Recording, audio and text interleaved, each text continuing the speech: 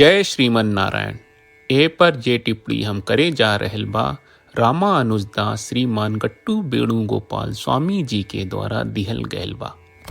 अध्याय 18 मोक्ष संन्यास योग श्लोक 64। सर्वगुह्यतमं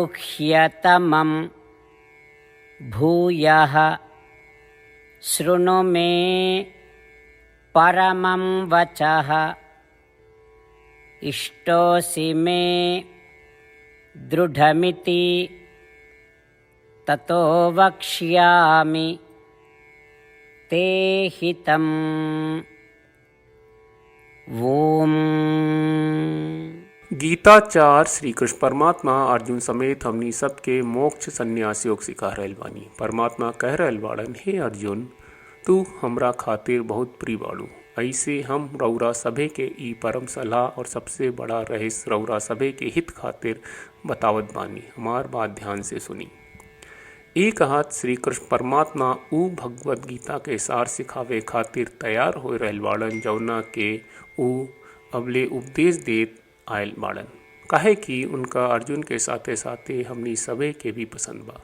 हमनी के सबसे बढ़िया इंसान के रूप में बानी जा, और अगर हमनी के ई जन्म के बर्बाद कर दे जा तो हमनी के कितनों करोड़ जन्म लेके पड़ी कि हमनी के एगो औरी ऐसन इंसान के जन्म मिली। परम पिता परमात्मा जे जानत बाड़न कि अगर हमनी का ई जन्म के सदुपयोग करी जाता हमनी का शाश्वत परम धाम के प्राप्त कर सकेले। ऊ हमनी के बहुते सावधानी से समझावे की कोशिश करत बाड़न।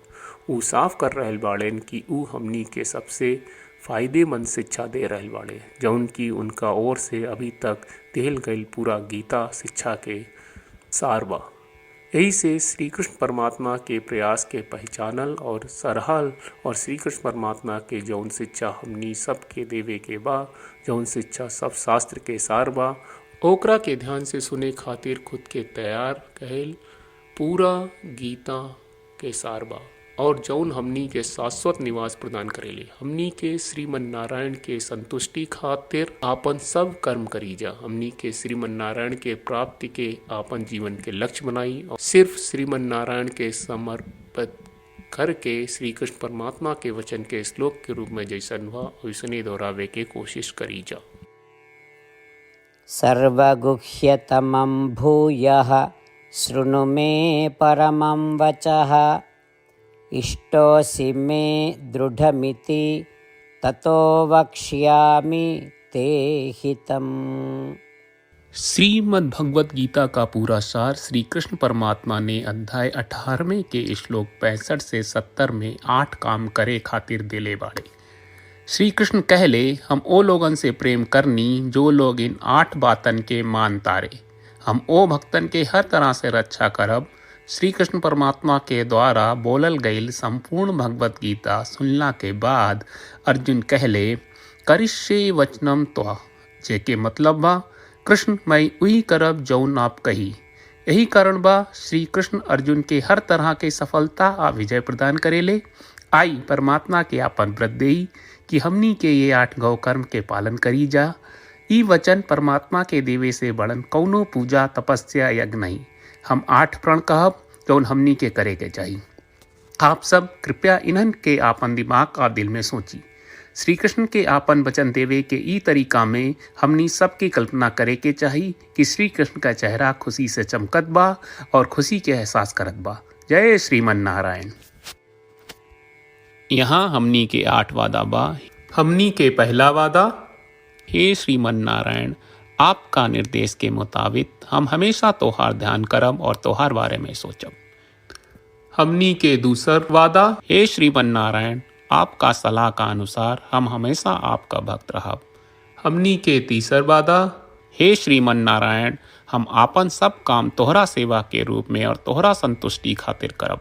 हमनी के चौथा वादा, हे श्रीमन नारायण, जैस की आप माने के कहले रहलू, हमरा बहुत विश्वास बा कि हम आपके होई और हम हमेशा आपन दोनों हाथ जोड़ के आपके नमस्कार करब और आपकी पूजा करब। हमनी के पांचवा वादा, हे श्रीमन नारायण, हमरा के तोरा बात माम एकम शरणम ब्रज 1866 याद कहले, जहाँ आप हमरा के आपन का अर्पित करे का कहा। श्रीमन नारायण मैं हमेशा तोहरे शरण में रहब। हमनी के छठवां वादा। हे श्रीमन नारायण, हमरा के तोहरा बात माँ सुचहा 1866 याद कहले कि आप हमनी के शोक ना करे का आश्वासन दे रहे बड़े, हम अब और शोक ना करब। हमनी के 7वां वादा। हे श्रीमन नारायण, आपने हमरा खातिर श्रीमद् भगवत गीता के वितरण करके हम सबके कृपा कहले और आशीर्वाद दहले बा। हम वादा करत बानी कि रोजाना कम से कम एक श्लोक पढ़ब या सुनब। हमनी के 8वां वादा। हे श्रीमन नारायण, आप गीता के पूरा मानवता तक ले गयलू। हम गीता में आपके दिव्य वचन के उन भक्तन तक पहुँचावे के प्रयास करब जे गीता से अपरिचित बा। हे श्रीमन नारायण, हम उई करब जौन तू करे का कहब। हम ऐसन व्यवहार करब जैसन आप चाहत बानी और हम खाली आपका खातिर काम करब। श्रीमन नारायण के रोज आपन वचन देहल कि हम ओइस करब जैस आप कहत बानी, ई अपने आप में बड़न पूजा बा। श्रीमन नारायण, करशे वचनम त्वा। श्रीमन नारायण, हम तोरे निर्देश के मुताबिक काम करब। सर्वम श्री कृष्ण अर्पणम अस्तु। जय श्रीमन नारायण। सर्वगुह्यतमं भूयः शृणु मे परमं वचः। इष्टोऽसि मे दृढमिति ततो वक्ष्यामि ते हितम्। ॐ सर्वगुह्यतमं भूयः शृणु मे परमं वचः। इष्टोऽसि मे दृढमिति ततो वक्ष्यामि ते हितम्। जय श्रीमन नारायण। सब भक्त लोगों से विशेष अनुरोध बा, जीवन में हर चीज में हमनी के तत्कालिक और प्रभावशाली परिणाम की अपेक्षा रहेला। एकरा खातिर आइए रोजाना 1 मिनट के समय निकालल जाए और नारायण आश्रम पढ़ल जाए।